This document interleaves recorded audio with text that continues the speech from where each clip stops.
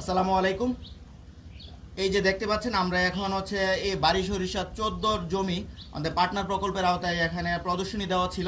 এই প্রদর্শনীর আওতায় যে সরিষা বাড়ি সরিষা 14 সেটা আমরা হারভেস্ট করে এখন হচ্ছে সেটা রোদে শুকানোর মাধ্যমে আমরা বীজ সংরক্ষণের একটা ব্যবস্থা করছি। এখন এই যে আমাদের বীজ সংরক্ষণের জন্য আমাদের প্রকল্প থেকে আমাদের হচ্ছে ড্রামও দেওয়া হয়েছে। এখন এই যে আমাদের এখানে সম্মানিত কৃষক ভাই স্থানীয় মেম্বার জনাব ইউনুস আলী ভাই এখানে আমাদের পার্টনার প্রকল্প আওতায় উনি কিন্তু আমাদের এই প্রদর্শনীটা বাস্তবায়ন করেছেন এবং সফলভাবে উনি হচ্ছে সেটা হারভেস্ট করতে পেরেছেন, সেজন্য আমরা অত্যন্ত খুশি।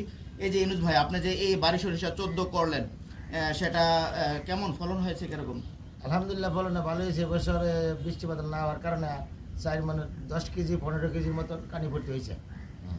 তো এই যে আমরা কিন্তু এবছর এক্সটেনশন যারা সরিষা করে নাই তারা কিন্তু অনেকেই আফসোস করছে যে আবহাওয়া অনেক সময় প্রতিকূল থাকে, এজন্য কিন্তু অনেকে সরিষা চাষে কিছুটা পিছিয়ে থাকে।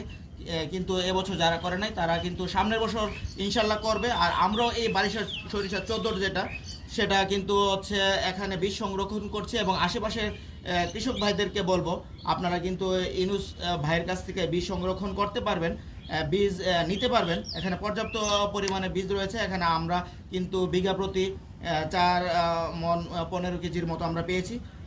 এবং আপনাদেরকে বলবো আপনারা যারা আমাদের এই ভিডিওটা দেখছেন আপনাদেরকে বলবো ভোজ্য তেল আপনারা এই সরিষা যারা চাষ করছে তাদেরকে উৎসাহ দেওয়ার জন্য হলেও, আর সরিষার তেলটা কিন্তু অত্যন্ত উপকারী আমাদের শরীরের জন্য, এটা ন্যাচারাল। সেজন্য আমরা আপনাদেরকে আহ্বান করবো সরিষার তেল ভোজ্য তেল হিসেবে আপনারা এই সরিষার তেলটা গ্রহণ করবেন এবং আমাদের এই দেশের কৃষক ভাইদেরকে হচ্ছে উৎসাহ দিবেন এবং আমাদের দেশের অর্থ যাতে দেশে থাকে সেজন্য আমরা এই সরিষার আবাদ যেরকম বাড়াবো সরিষার তেল যাতে আপনারা গ্রহণ করেন সেজন্য আপনাদেরকে আমরা বলবো। ধন্যবাদ আপনাদেরকে। আসসালামু আলাইকুম।